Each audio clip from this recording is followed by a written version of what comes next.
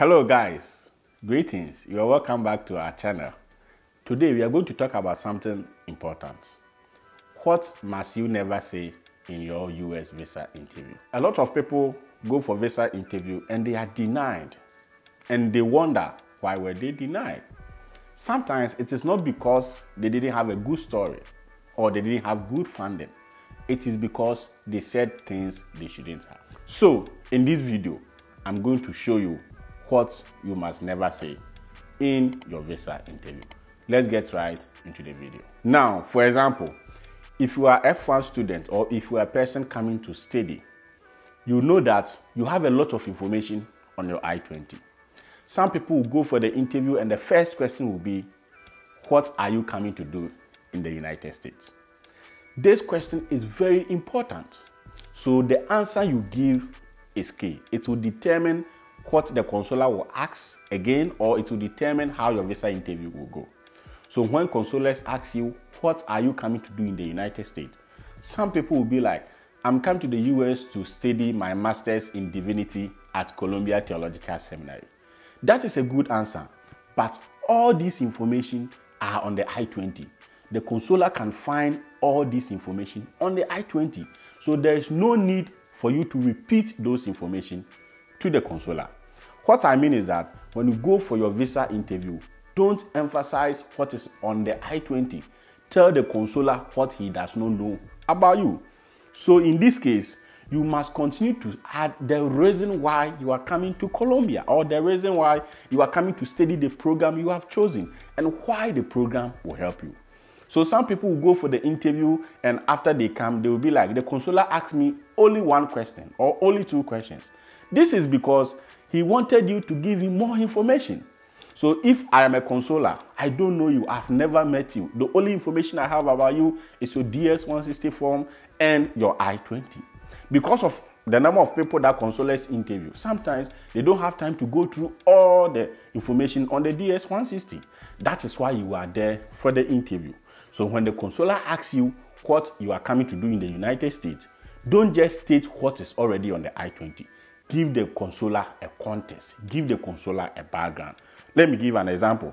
I'm come to the United States to study my master's in divinity because I'm currently working with a church as a youth pastor. Over the past years, I've been interested in youth chaplaincy and counseling. I want to study this program so that after school, I'll return to my home country to take up pastoral work or to be a youth chaplain for my church. You have given the consular enough background, enough context about you. Now the consular know that you are a youth pastor. Now the consular know the problems you have identified, and the consular knows why you want to study this program. So when you answer in this way, the consular will not come again to ask you, why did you choose this program? Because you have already given that answer. Make sure you note that. The next thing you must never say is this. Sometimes consulars will ask students, why do you want to study this program? And they'll be like, this is because it has been my passion. Stop right there. Passion? You must know that passion alone is not enough. As a person coming from master's or PhD studies, you must have more than passion. You must have a unique problem you want to solve, a unique research that drives you.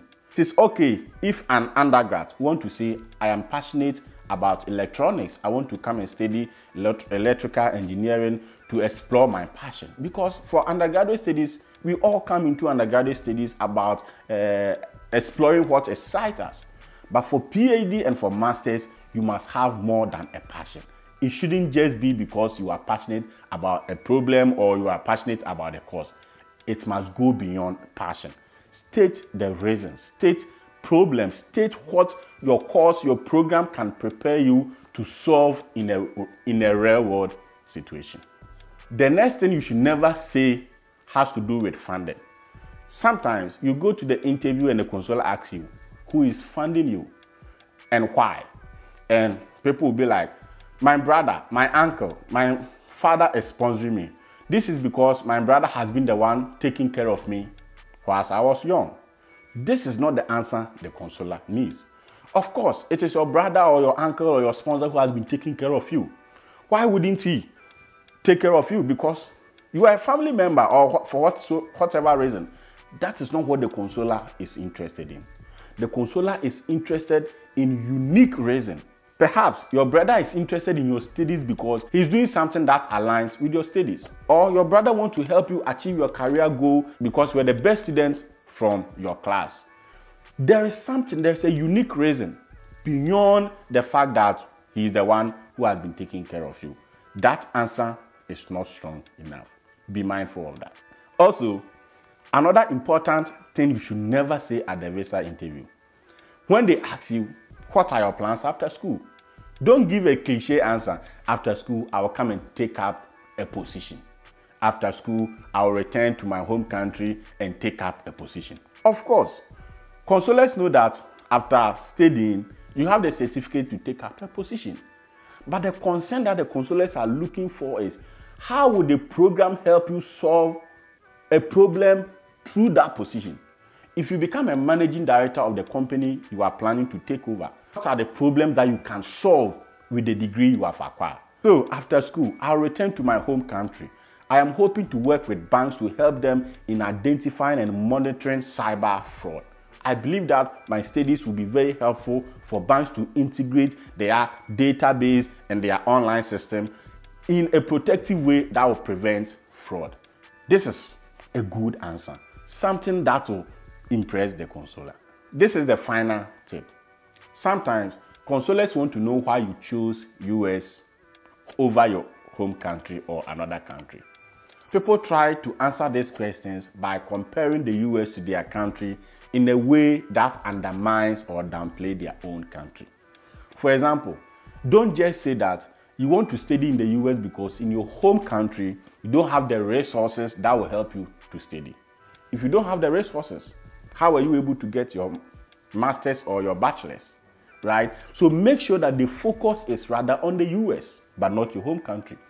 I chose the US because I am interested in the facilities that the schools offer, especially the opportunity to do practical internship as part of my research. This will give me the required exposure that I will need when I return to my home country. When you answer the question this way, you put the spotlight on the importance of choosing the program or choosing the United States, not on undermining your country. Finally, this is a tip. Make sure that when you go for your visa interview and they ask you questions about why you chose the United States, you don't give cliche answer that the US is best known for your education, the US they have good library, or the school have a good small class size. Every school in America have an approved class size that foster academic discussion. So make sure that your reason for choosing a school focus on particularities, focus on some details that will improve your academic life. For example, professors you want to work with, or even facilities. Somebody will say, I chose Princeton Theological Seminary because I will also have access to take classes from the Princeton University.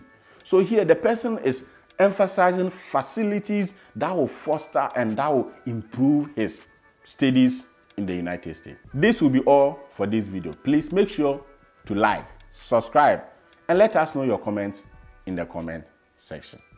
Thank you. Always remember that theology is fine. Trust me.